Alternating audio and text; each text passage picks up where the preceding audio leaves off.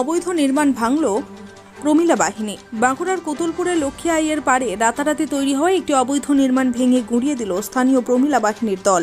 প্রায় 100-র বেশি মহিলা হাতে লাঠি সোটা নিয়ে সরকারি জায়গাতে কাঠ ও টিন দিয়ে তৈরি হওয়া নির্মাণ 30 মিনিটের মধ্যে ভেঙে গুঁড়িয়ে ফেলেন তারা।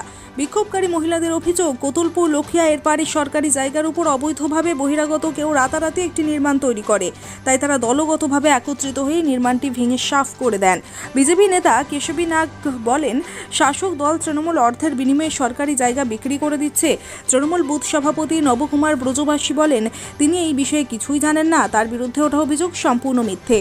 কোতুলপুর পঞ্চায়েতের উপপ্রধান কোহিনুর খাতুন মিদ্দা বলেন, সরকারি জায়গার উপর একটা বাড়ি তৈরি হচ্ছিল। ভিডিও অফিস থেকে নোটিশ পাওয়ার পর পঞ্চায়েত থেকে নোটিশ দিয়ে কাজ বন্ধ করা হয়। এরপর কি ঘটনা ঘটেছে জানা নেই।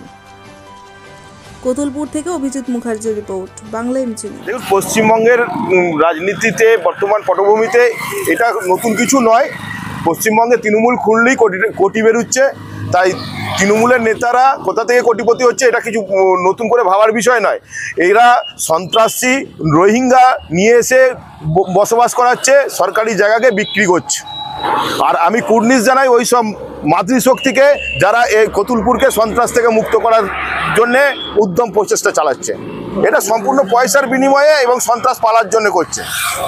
এরা বর্তমান শাসক দল করছে। আমার নাম কেশবী নাগা, আমি বর্তমানে কোতুলপুর মন্ডল 1-এর সভাপতি।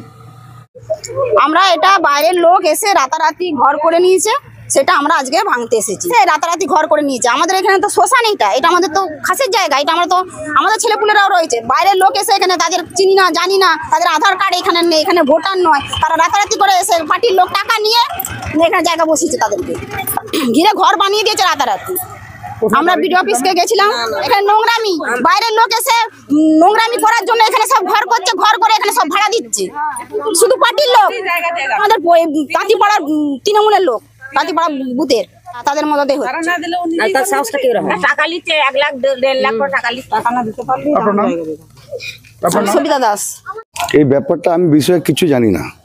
যখন আমার কাছ থেকে বিডিও অফিস থেকে বা পঞ্চায়েত থেকে একটা অবজেকশন আসে আমার পঞ্চায়েত মেম্বারের কাছে, আমরা যথাযথ গেছি, যে দেখছি হচ্ছে, আমরা কেউ দেখতে পেলাম না কাউকে, আমরা অবজেকশন দিয়েই রেখে এসেছি। এই বিষয়ে আমাদের আর কিচ্ছু জানা নেই। আমার অভিযোগটা পুরোটা মিথ্যে, এই বিষয়ে আমি কিচ্ছু জানি না। আপনার নাম পরিচয়? আমার নবকুমার ব্রজবাসী, আমি বুথের সভাপতি। আগে ওখানে একটা বাড়ি তৈরি হচ্ছিল, কিন্তু বিডিও অফিস থেকে নোটিশ পাওয়ার সঙ্গে সঙ্গে আমরা পঞ্চায়েত থেকে নোটিশ করে বন্ধ করে দিয়েছি।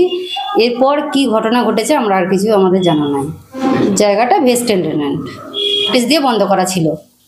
আমার নাম কোহিনুর খাতুন মিদ্দা, আমি কোতুলপুর পঞ্চায়েতের উপপ্রধান।